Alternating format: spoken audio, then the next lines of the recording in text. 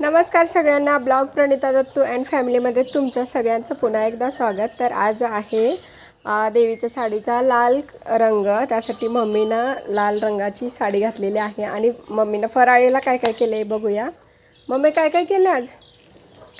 दही मिरचू, दसमी, बटाट्याची आमटी आहे। ही बटाट्याची आमटी। वाव, किती काय काय केले आज फराळीला एवढं। पापडी पापडी पण केली, मिरचीची पापडी आणि शाबूची पापडी नाही, बटाट्याची पापडी आणि शाबूची पापडी। याच्यामध्ये काय केले? भगरीचा भात केलाय।